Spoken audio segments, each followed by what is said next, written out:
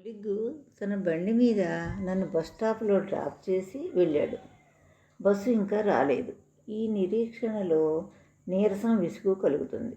Bus stop అంటే ఏదో అనుకునేరు. ఒక చింత చెట్టు, దాని కింద కొన్ని రాళ్ళు, వాటిపైన నాపరాయ బండలు కూర్చోవడానికి అనుకూలంగా సెట్ చేసి వేశారు. ఇదండి బస్ స్టాపు. ప్రభుత్వం జాబ్పై మక్కువతో అనేక ఎగ్జామ్స్ రాసి పట్టణం నుండి విసురితే ఈ పల్లెలో పడ్డాను. ఇంకా ఈ వాతావరణంలో ఇమడలేక ఈ పల్లెకు దగ్గరపాటి మండలములో సౌకర్యముగా ఉన్న రూము తీసుకొని రోజు అప్ అండ్ డౌన్ చేస్తున్నాను. టీచర్ని కాబట్టి ఎక్కువ సెలవులు వచ్చినప్పుడు సిటీకి వెళ్తాను. బస్సు వెయిటింగ్లు ఓపిక తగ్గి సోఫా లాంటి నాపరాయి మీద కూర్చున్నాను. నాతో పాటు ఆ ఊరి పెద్ద మనుషులు కూడా నాపరాయి సోఫా మీద కూర్చొని వారికేమీ సమస్యలు లేనట్లు రాజకీయాల గురించి తెగ మాట్లాడుకుంటున్నారు. ఇంతలో పక్క నుంచి మాటలు వినపడుతున్నవి. ఏమే రంగి, మీ పెద్దాయన ఇంకా పని చేస్తుండా? చేస్తుండ పెద్దవ్వ, మునుపుటోలే కాదు. ఈ కరోనా జ్వరాలు వచ్చిన సంది వెయ్యిలో సత్తువు తగ్గి చిన్న చితకం చేస్తుంది. మరి నీ కొడుకులేమీ నౌకరీలు చేస్తున్నారే రంగి? పెద్దోడు 10 దాకా చదివిండు. చదివిన వాళ్ళకేమి నౌకరీలు వస్తున్నాయని తండ్రి దగ్గర కర్ర పని నేర్చిండు. జర నవిషీ పని సుతా నేర్చుకుని నవిషీ పనులే మస్తుగా చేస్తుండు. ఆ ఆమ్దాని మీదే 2 అర్రలు కట్టి గోనె పెంకు కాకుండా స్లాబు పోసిండు. అర్రల ముందు జర స్లాబు పెంచి వరండా లెక్క తేల్చిండు. ఒక అర్ర వరండాలో మమ్మల్ని ఉండమన్నాడు. పక్క పంటి ఉన్న అర్ర వరండాలో పెద్దోడు తన కుటుంబంతో ఉంటాడు. పిల్లలిద్దరూ ఎక్కువ మాతానే ఉంటారు, మాతానే వంటరు. ఆ జాగా తండ్రికి ఉన్నదే అగ్గో కాలంలో.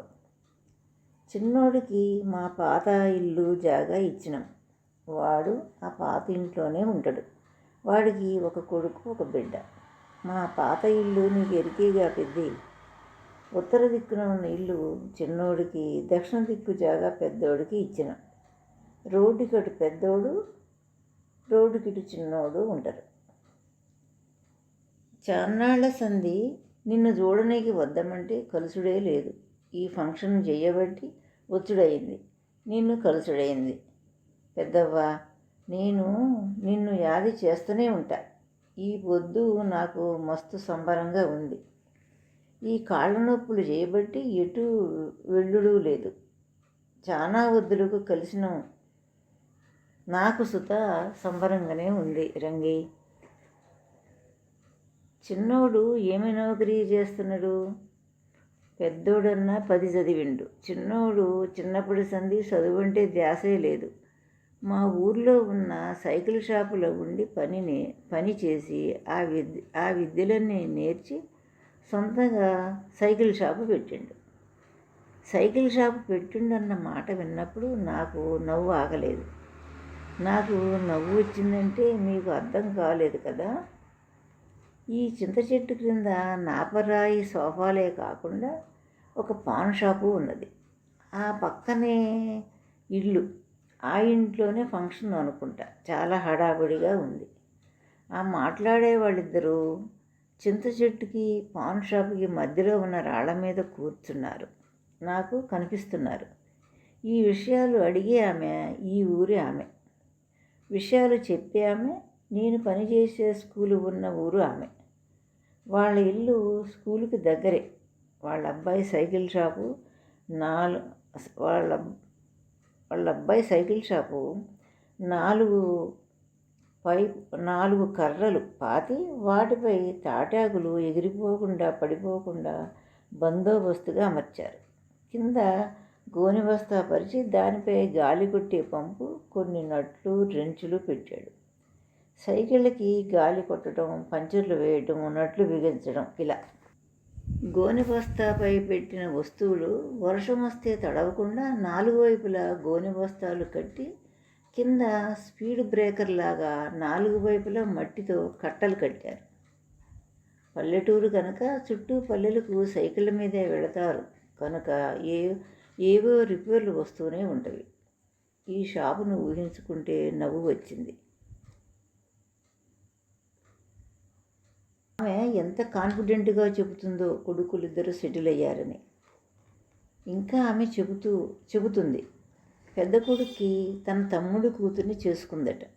కూతురికి కట్నం కింద ఎకరం పొలం ఇచ్చాడట. తన పెళ్ళప్పుడు తన తండ్రి తనకు ఎకరం పొలం ఇచ్చాడట. ఇప్పటి వరకు తమ్ముడే వ్యవసాయం చేసి ప్రతి సంవత్సరం ధాన్యం పంపుతాడట. ఆ పక్క పొలమే ఎకరం కూతురికి ఇచ్చాడు. పెద్ద కొడుకుకు పెళ్ళైనప్పటి నుండి 2 ఎకరాల ధాన్యం కవులకి ఇచ్చిన లెక్కలో పంపుతాడట. ఆ హడావిడిలో నాకు కొన్ని అర్థం కావడం లేదు. ఆమె ఇంకా అడుగుతూనే ఉంది. నీ పెద్ద కొడుక్కి నీ తమ్ముడి బిడ్డనన్నావు, మరి నీ చిన్న కోడలు బయటదానే రంగి? కాదు పెద్దవ్వ, మా పెద్దోడి పెళ్ళి అయిన సంది మా పెద్దాయన పట్టుబట్టిండు తన అక్క బిడ్డను చిన్నోడికి చేయాలని. చిన్నప్పటి సంది పిల్లగాళ్ళు ఒకరికొకరు ఎరుకే. వాళ్ళు సుతా ఒప్పుకున్నారు. మా మామ ఉన్న 2 ఎకరాలు ఎకరం ఆడబిడ్డకు వరదక్షిణ ఇచ్చిండు. మిగిలిన ఎకరం మా పెద్దాయన పేరు రాసిండు. ఆ పొద్దు నుండి ఈ పొద్దు వరకు కర్ర పని చేసుకుంటూ వ్యవసాయం సుతా చేసి మా ఆడబిడ్డకు మా తమ్ముడు నాకు పంపినట్లు మా పెద్దాయన వాళ్ళ అక్కకు పంపుతుండే. ఈ కరోనా సంధి సత్తువ తగ్గి కవులకు ఇచ్చుడైంది. మా ఆడబిడ్డ పొలము తన బిడ్డకు వరదక్షిణని పెళ్లి చేసింది. భద్రకాళి అమ్మ వీరభద్రుడి దీవెనలు సల్లంగా పిల్లలు తక్కితీరు బాగుండి చెరు 2 ఎకరాలు పొలము నిలిచింది. ఏడాది తిండికి ధాన్యం సరిపోతుంది. మా పెద్దమ్మన్నవుడికి ఏదో గురుకుల స్కూల్ అంట, అందులో మంచిగా చదివిన వాళ్ళకే సీటు వస్తుందట. అందులో చేర్పించిండు. చదువు మొత్తం వాళ్ళే చెప్పిస్తారట. మేము ఆడంగులం రికాముగా కూసుండము. నేను కోడళ్ళిద్దరూ బరెగొడ్లను కొని కేంద్రానికి పాలు పోస్తాం. ఇంట్లో పాలు పెరుగుకు లోటుండదు. జాగాలు పెద్దవి గనుక అన్ని తీర్ల కూరగాయలు పండిస్తాము. కూరలు కొనుడే లేదు. సర్కారు వాళ్ళే పంచే పండ్ల మొక్కలు సుత కోడళ్ళు ఎవరి జాగాలో వాళ్ళు బాగానే నాటినలు. కోళ్ళగూళ్ళు కట్టించి మస్తుగా కోళ్ళు పెంచుతున్నారు. కోడిగుడ్లు మస్తుగా వాడతారు. పండగన్నా పబ్బమన్నా చుట్టమన్నా చికెన్కి లోటు ఉండదు. ఎక్కువైతే అమ్ముతారు. చిన్నోడు ఇల్లు కట్టాలంటే జర టైం పడుతుంది. బస్సు వచ్చిన సౌండ్కి మాటలు వినపడలేదు. పరుగున బస్సు ఎక్కాను. జీవితం ఎటుపోతుంది? మేనరికం సంబంధం ఉన్న సంతానం ప్రాబ్లం అని వద్దన్నాను. బయట సంబంధాలంటే లైఫ్లో సెటిల్ అయ్యేదాకా వద్దన్నాను. ఆమె కొడుకులు నాకన్నా చాలా చిన్నవారు, సెటిల్ అయ్యారు. సిటీలో ప్రైవేటు జాబ్ చేసుకుంటూ మ్యారేజ్ చేసుకుంటే ఈ పాటికి సెటిల్ అయ్యేవాడిని. ప్రైవేటు జాబ్ అయితే కంపెనీ వాడికి నచ్చకపోయినా నాకు నచ్చకపోయినా నాకే లాస్ అని, గవర్నమెంట్ అయితే భరోసాగా ఉంటుందని. ఈ వాతావరణంలో నేను ఎప్పుడు అడ్జస్ట్ అవ్వాలి? అడ్జస్ట్ అయ్యేవాళ్ళు ఎప్పుడు దొరకాలి? ఒక మ్యాచ్ సెటిల్ అవ్వాలంటే ఎన్ని పాయింట్లు కలవాలి? జాతకం, జీతం, క్వాలిఫికేషను, ఈడు జోడు, ఇంకా అమ్మాయిలు అడిగే పాయింట్లు. ఈ ఆలోచన కంగారులో వెళ్ళిన వెంటనే మేనరికం సంబంధం ఒప్పుకోవాలి.